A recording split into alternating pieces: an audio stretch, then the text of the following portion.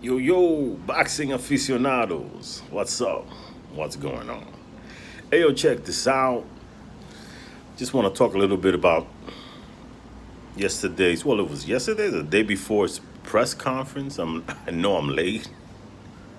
The George Kambosos Devin Haney press conference. And I submit respectfully that round one went to George Kambosos. And I say that because, you know, what George Kambosos needs to do, or the type of fight that George Kambosos needs to have when dealing with Devin Haney, he needs to have Devin Haney engage him in a brawl, right? That would be to his advantage. Now, I don't believe that that's the only way that George Kambosos can win. I believe that George Kambosos can pressure a boxing Devin Haney, right? Just pressure him and tire him out towards the end and finish him. But it'd be easier if he can get Devin Haney to simply brawl right from the onset.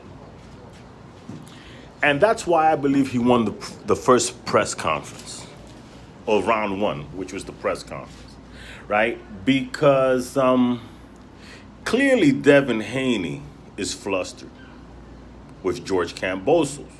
But more so, Devin Haney is flustered with the perception that he has no power in his punches. He's bothered by that criticism. It's clear. He is what you call,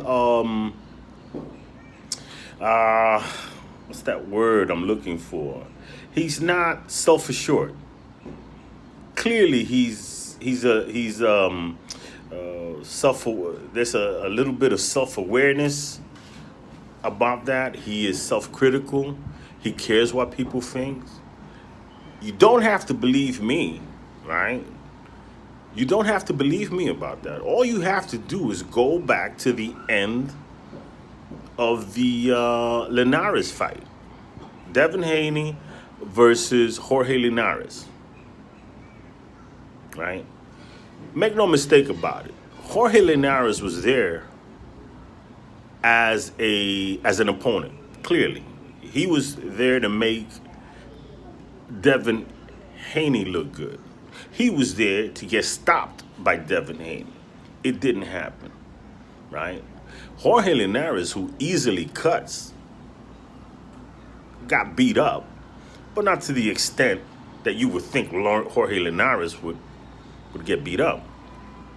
But what's more telling about that fight is that at the end of the fight, I believe in the locker room, Devin Haney goes to Jorge Linares' locker room and asks him, did he feel his punches? Hey, what do you think about my punches? Hey, you felt them, right? Do I punch harder than Lomachenko? What kind of, how insecure, that's the word I was looking for. How insecure does an individual have to be, as a fighter, have to be, to go to find it in himself to have to go ask his opponent how his power was? That's new levels of insecurity, right? So that's the essence that resides in Devin Haney's being right now.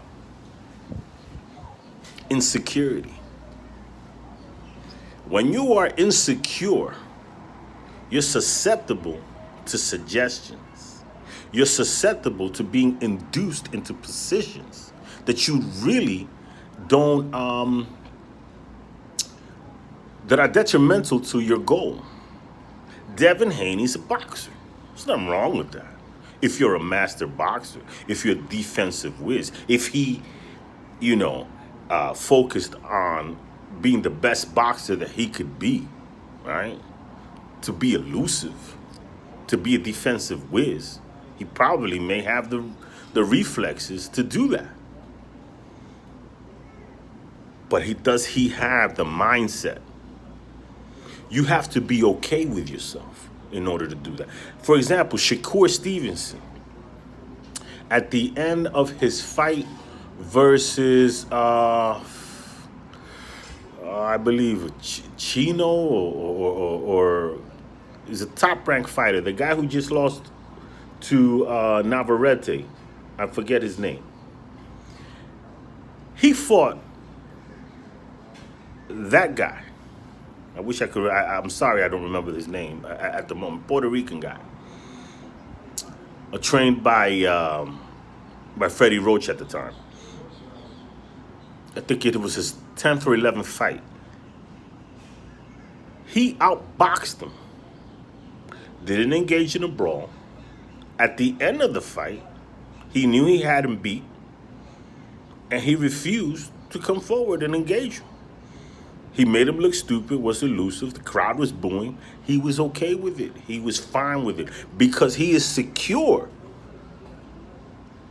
with who he is as a fighter. And let me tell you something. Shakur Stevenson is a lot stronger than people give him credit for. He can deliver shots because he delivers the snap on his punches coming from angles that, with the velocity that it comes with, you know, coupled with the fact that you can't see them coming, makes for a very dangerous punch, a very dangerous fighter, right? But more importantly, if he has to box, he's okay with the criticism. Devin Haney is not. So I'll take all that information to the press conference. Why did George Kambosos win that press conference? Because he got inside Devin Haney's head. When Devin Haney felt the need to say, I'm going to show you I'm a man and not a kid. When Devin Haney said, I'm going to show you I'm a man, not a kid, I'm going to show you in the ring, it's game over. George Kambosos called them boy, right? Which is a very derogatory term for a black man, right? It's purposeful. He was dismissive of Devin Haney's belt, right? Then got him to clearly Devin Haney's bothered by the fact that George Kambosos told him that he was chosen. I chose you, boy, right? That got all up in Devin Haney's head. Because Devin Haney then, instead of just saying whether you choose me or not, we're here. Prepare yourself for June 5th and keep it simple. Keep it cool. I'm going to take your belt. Instead of that, he engaged them on that term. He was like, no, I chose you. You didn't want the fight, this and that. Clearly, that's not true. Clearly, that's not true. George Kambosos had his pick of the litter, right? Now, if you want to say that George Kambosos would not have been able to get ESPN involved had he picked a lesser opponent, that's a fair argument, because the Honorable Bob Arum stated that himself, that the only way that ESPN would be involved, or Top Rank would be involved, or interested in televising that fight and paying for that broadcast, right? The broadcast fees for that fight would be if George Kambosos would have a fight worthy of interest to the public. But it didn't necessarily have to be Devin Haney, right? It didn't necessarily have to be Devin Haney. I think it could have been another top-ranked fighter or a fighter of interest to Top Rank, right? Either way, the point is that Devin Haney was chosen by Kambosos and it's bothered him. Anytime that you engage a person in an argument on their terms, they're in your head. And that's what happened during that press conference, man. I saw a kid that's flustered.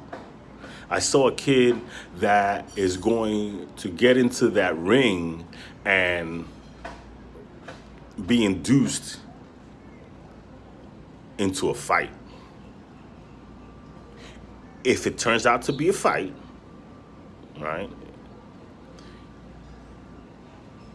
it's not going to be to Devin Haney's advantage. I wouldn't be surprised if he gets stopped. Not in the least. Also, he's going to expend a lot of energy, right? Once your adrenaline is flowing and you're emotionally involved in a fight instead of objectively focused on executing a game plan, you're susceptible. You're susceptible to getting into the opponent's advantage, right? Giving the advantage to the opponent. George Kambosos is a grown man. George Kambosos has his man strength. George Kambosos isn't struggling to make weight. George Kambosos, in my opinion, might be able to finish his career at 135. I'm not sure how old George Kambosos is, but I haven't heard anything. He's not viewed upon as someone who is outgrowing the lightweight division. He's kind of like perfect for him. Devin Haney, on the other hand, has been long rumored to be outgrowing 135. He's a big kid. He uses his size advantage at that weight class, his length and things of that nature. Either way, point being, George Kambosos is in Devin Haney's head.